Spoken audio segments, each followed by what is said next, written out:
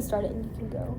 Okay, so today I'll be doing a presentation, a SWOT analysis presentation over solar edge technologies. So here's my timeline and kind of background about them. They were established in 2006. In 2008, they had their first system delivered. Around 2010, they began mass production. They opened their first international office in Germany, hit $100 million of sales in 2013, got officially on the NASDAQ. In 2017, their first major breakthrough was the world's first inverter. It's integrated by EV charger. And then around 2020, they're on a launch of a sustainability program. So for my number one strength, it'll be their market leadership. Solar Edge is a global leader in the solar industry. They own about 25 to 30% of the global inverter market. That market, they own mainly in the residential section. Here's my source. Their strength number two is going to be their diverse product portfolio. They have a massive range of products, a lot of different things for solar power, both residential and commercial. So their strength number three is going to be global presence. They operate in around 130 countries, maybe more, maybe less. That's just a number I found. They have a diverse customer base, like all over the world. 130 countries. I don't even know how many countries there are in the world, but that's a good percent of them. But they're in so many markets, it helps them be resilient to market fluctuations. Strength number four is their brand reputation. They're known for being resilient, sustainable. They have high character and they have high customer loyalty. So my last three, strength number five is their robust R&D investment. They can keep making significant investments in the research and development into solar. You just got to stay on top of the game, and they're doing a good job at that. They also have been making good partnerships. See, one of their partners is ARB. It's an electric wholesaler that just helps them have more distribution. And then number seven strength is their manufacturing capabilities. They manufacture in Israel, Korea, and Texas, and a lot of other places. But that just helps them be competitive around the world.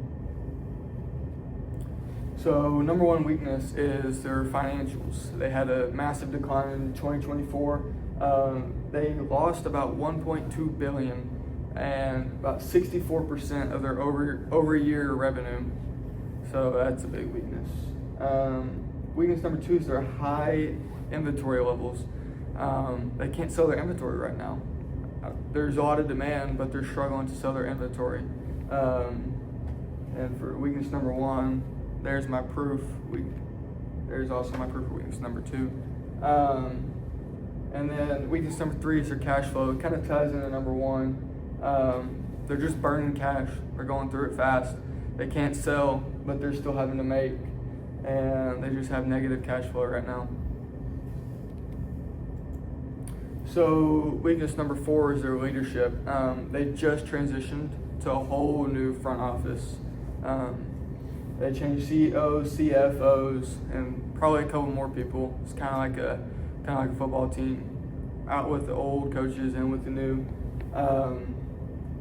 Weakness number five is their supply chain. They're all over the world. You know, anything can take them out. COVID especially. I mean, there was no contact with other countries during COVID. Luckily, they have American producers, but other than that, they're very vulnerable there. They have their weakness number six, they have a very high dependence on a couple markets. They have a big global presence, but don't get me wrong, their markets in the U.S. and Europe kind of carry their company. weakness number 7 is their complex supply chain. I mean, it is all over the world. 130 different countries. That's a lot. That's a lot to keep up with. Anything can delay, anything can hurt them. So the opportunity number 1 is the growing demand for renewable energy. There's a little chart right here that shows, hydropower, wind, solar, and all of them are just growing year by year by year. Even in 2027, they're going to double from 2025, or from 2016, excuse me. So that's a big opportunity. Their opportunity number 2 is expansion into the EV charging and energy storing. With Tesla, they're just, it's climbing. There's more demand for EV cells right now, and all the demand for that. Opportunity number 3 is the U.S. manufacturing incentives. All companies can offer tax credits for the people that manufacture inside the USA. It would just be extremely helpful for all the solar companies. Like right here, there's the U.S. Inflation Reduction Act, and it helps companies that manufacture inside the USA have a tax credit. Opportunity number 4 is technological innovation. Got to keep producing new technology. The world's always moving forward. It's never leaving behind. Number 5 would be strategic restructuring. The demand is going up, but there's so many companies trying to hop on this train. All the companies need to back off a little bit. Number 6 would be market share gains through pricing strategies. Just how they're pricing their things right now, they're being very, very, very aggressive. The whole market is crowded. It's expensive. It's hard to get your products out there. Number 7 would be partnership with installers. Strengthen relationships with solar installers can just help, especially in the residential section. So threat number 1 is intense competition. They face, the solar market right now is completely crowded because everyone wants on the money train. They saw what Solar Edge did at the start, and so not everyone's on. Here are their 2 biggest competitors. I don't really know how to say them. SolArc and Infus is how I'm going to say them, but that's kind of a comparison around them. Threat number 2 would be their regulatory. Just possible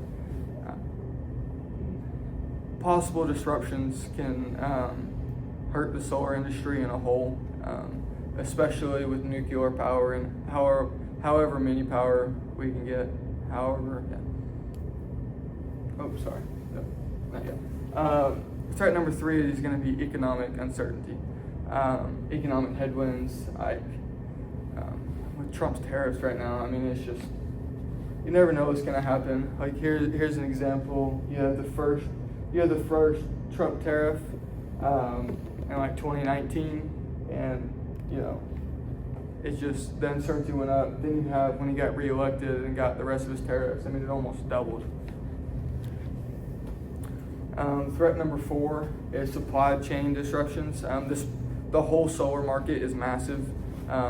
Any disruption anywhere can hurt everybody in the market. Threat number 5 is going to be technological advancements.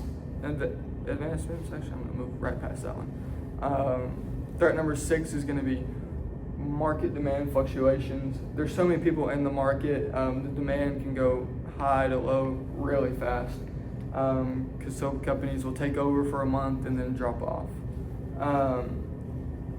Threat number 7 is just the rising cost of raw material.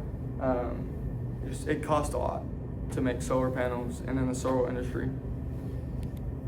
Here's my Swot overview in general.